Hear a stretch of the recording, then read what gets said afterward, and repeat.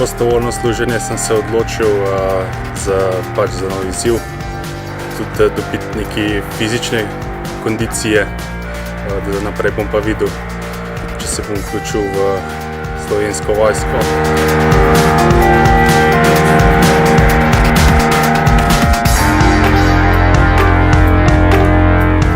Pred nekaj leti sem se udeležila tabora Morsi mladi in mi je bil zelo všeč, zato sem se potem zdaj odločila, da se preizkusim še v tem prostovoljnem vojaškem služenju.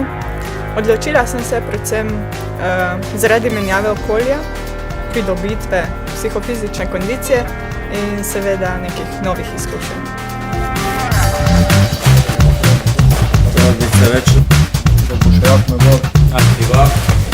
Za pogodbeno rezervo sem se odločila, ker sem si od nekdaj želela stika z delom v vojski in pač zdaj se je ponudila ta priložnost. V bistvu zaradi tega, ker se mi zdijo ta znanja, ki jih tukaj pridobiš, uporabna.